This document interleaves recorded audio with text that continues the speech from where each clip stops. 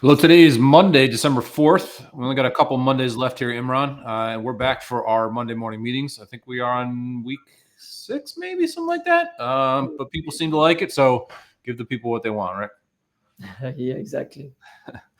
A couple of interesting moves to talk about today. As everybody knows, we like to focus on single stocks or kind of non-index flows in these conversations. We have a big expiration coming up next week with FOMC and CPI, so we think next week's going to be real interesting. But I caught a couple of interesting sector moves today after Powell's comments last week, and then I noticed that you have two interesting names, so let's dive into that.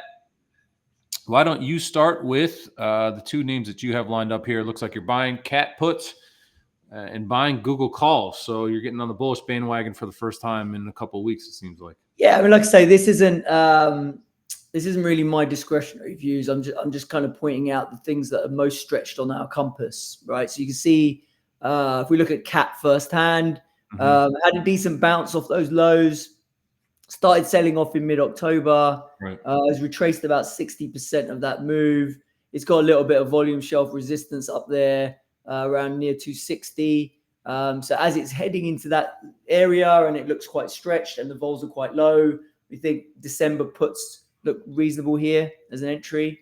Again, if you're not bearish the market, you don't want to be doing that. If you don't think the market needs to consolidate as a whole, you probably don't want to be buying puts. But you know, I kind of, in terms of my feel, I kind of feel like this is the week it needs to pull back. Otherwise, it's just going to keep rallying into year end. Like it's kind of, this is like the last opportunity it's got to actually pull back, because I've been banging on the pullback for like 2 weeks and it just hasn't happened, right? So I'm like, I'm definitely going to throw in the towel on any of my shorts this week if it can't go down this week. Right. So anyway, cats flagging there.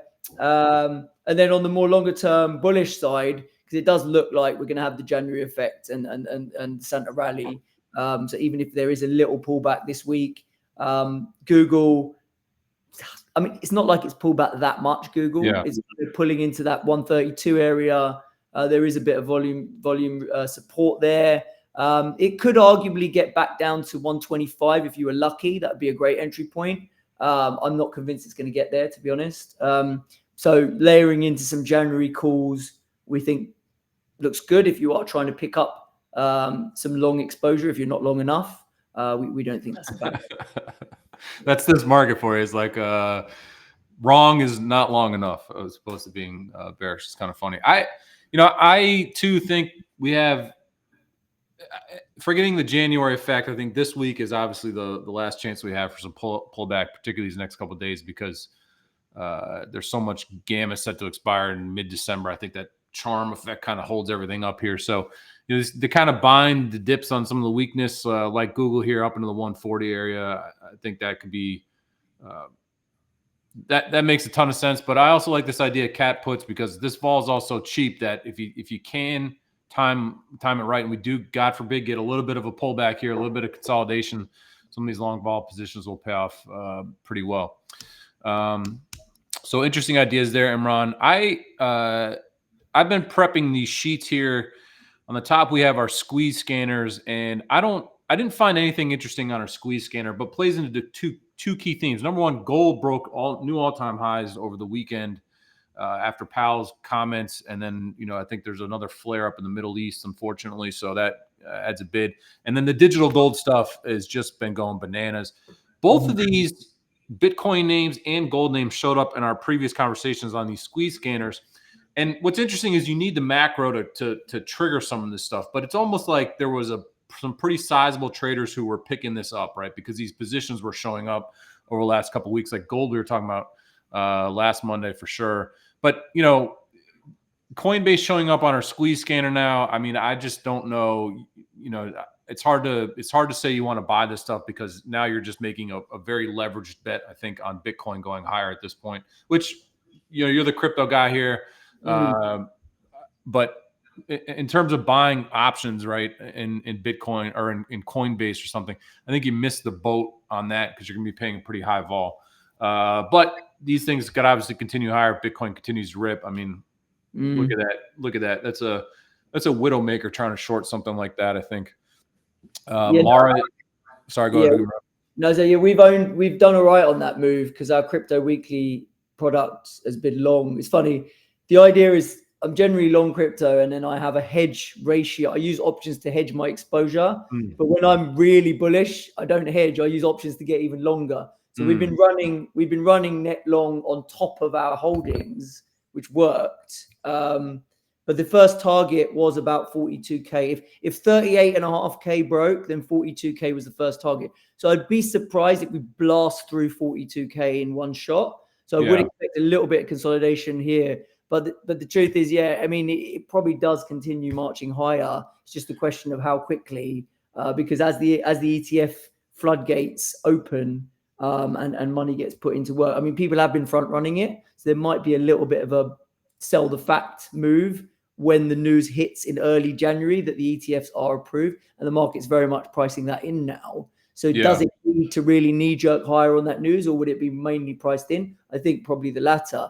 But Ethereum is the next narrative. That's going to basically, there's going to be an ETF coming on that most likely at some point. That's been lagging behind massively. That could re-rate 30% higher in a month easily, right? So I think that's the real opportunity for me is Ethereum, using options in Ethereum, because the vol's actually similar to Bitcoin vol, which historically it used to trade 10 vols above. Now it trades similar vol levels to Bitcoin.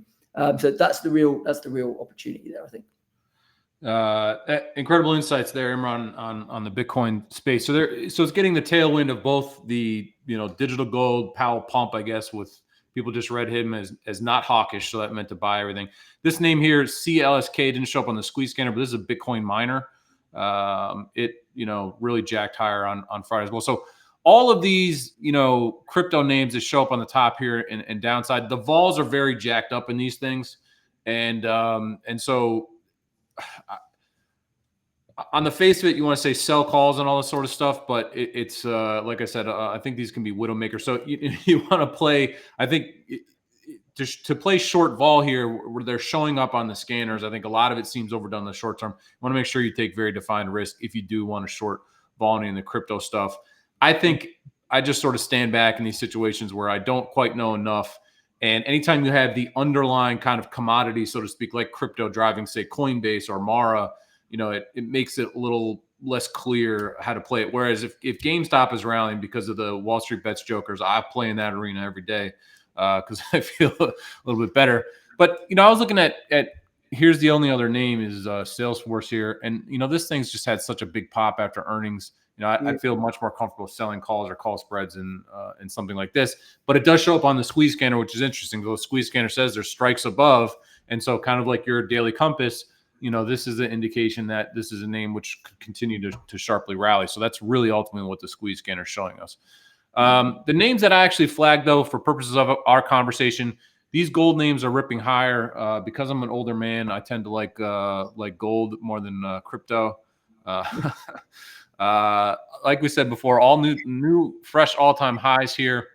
There was a couple of these names that popped up last week for us, which I thought was interesting. Newmont Mining actually shows up on our VRP scanner, which tells us that there's some volatility premium. But the difference in this case, I think, is that these names have had very, very low volatility. As you can see here, it's been a really tight trading range. And now I think that there's call buying.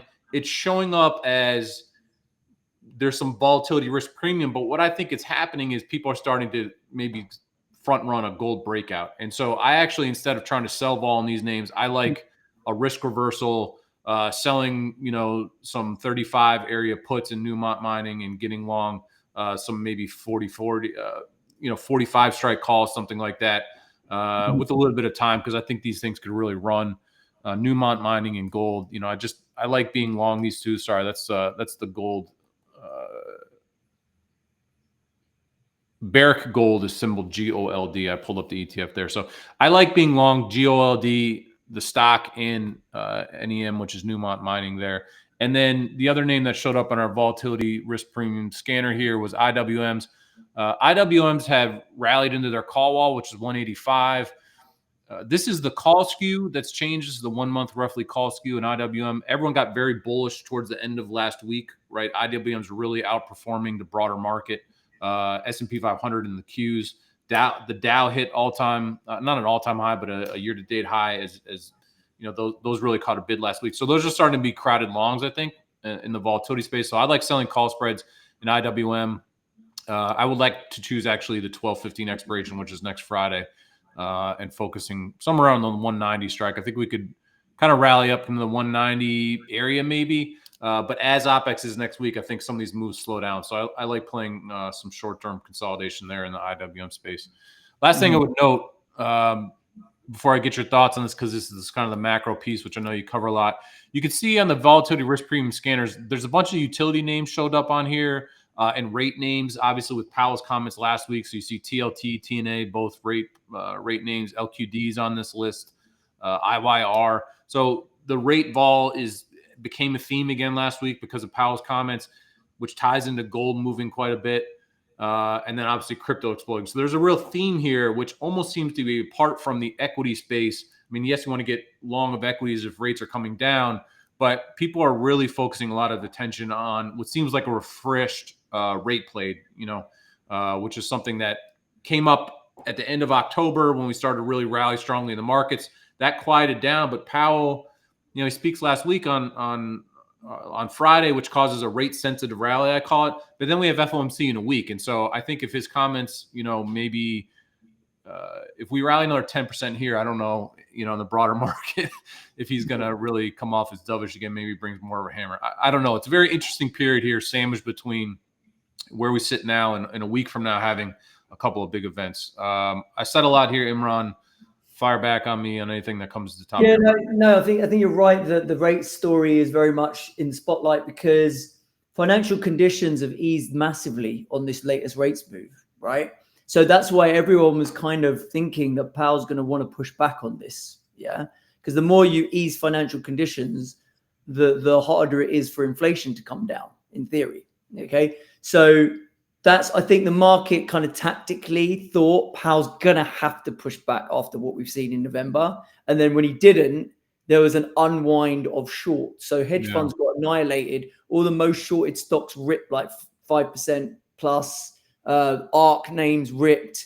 Mega cap tech was the thing that was down. And then everything else was ripping. So it was like an unwind because people were just like, oh my God, he didn't push back. So does that really mean we are well and truly done with rates? And the cuts that are being priced into the curve are actually real. Because what Wallace said, the thing that surprised the market is what Wallace said about next year was that rates can be cut even if the economy is not in a shit show, right?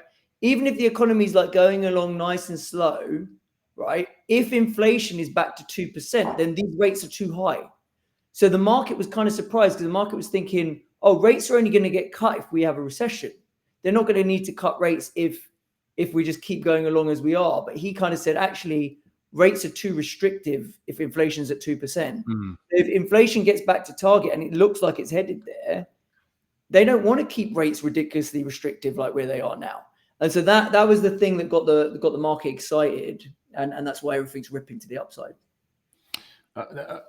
Awesome analysis there, Imran. And I was trying to flash up a bunch of different rate-related charts here, and the yield; those yields all really plunge. So it's a crowded trade, I think now, at least in the short term, as everyone really does front run. And that seems to be the interesting thing now is that moves get extracted so quickly, right? People pounce on the crypto rally stuff. People pounce on the rate trades. TLT's been on our volatility scanner now for so long, and you say to yourself, well, what is that about? Well, at this point, this isn't about selling puts, right? It's about the crowded long. In a lot of ways, and that seems to be a real theme here, which I think could be an interesting one.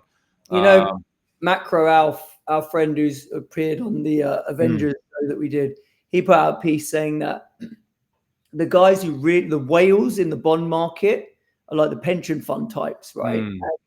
And they've been somewhat absent in buying bonds when we've been in a high inflation regime.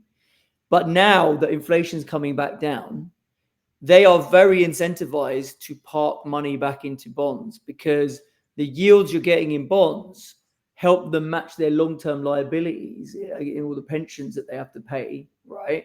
And also, in a lower inflation regime, the correlation between stocks and bonds tends to be more negative. So you get massive diversification benefits from having stocks and bonds together in a portfolio, like the risk parity guys. So risk parity got killed in 2022 because inflation was still too elevated. The stocks and bond correlation was high. If that correlation drops, which it should do if inflation's lower, then it makes bonds much more attractive to those type of big institutional investors, and that supports the bond market and puts a bit of a floor under bonds, right? So I mean, isn't part of the argument of that narrative that if a lot of these larger funds and risk parity types do start rotating heavily back into bonds, and that should be an equity negative, right? yeah, it might be. Yeah, he's not making a call on equities. He's just saying that he's saying a reason why he thinks bonds will be looking attractive to those big players, basically, right? So yeah. The thesis certainly makes sense. That is a nasty candle there left. Yeah, I don't know what's going on with gold. I mean, I bought some on Friday because I'm like, this thing's going to break over the weekend. I didn't leave any limits to sell it, and it rallied. And now, I mean, I stopped out of entry, so I'm out. Every time, man, this thing. I can, the number of times that I thought like this is finally it. I mean, you can see it finally, right? Finally. There's like every reason for gold to ever rally is here, and it just wow. I mean, that's the reversal candle if ever I've seen one, right? Oh man. Anyways, I'm sticking with this idea of selective longs and Newmont Gold. I like that, and then again, selling those IWM call spreads. So, we gave the people way more macro than we typically do on this call. We are, of course, doing our monthly OPEX live. I think we're going to do that next Monday, so hopefully everyone can check that out. But don't forget, you're going to be my guest. We're going to turn the tables. So you're going to be my guest on Real Vision this Wednesday. How do people watch those Real Vision shows? Not just from me, of course, but you talked to a lot of great people there. Yeah, I've had Chris Sidu on there. I've had Jem Carson on there. So, it was about time I got you on there, mate. So I'll have to come up with something interesting to say.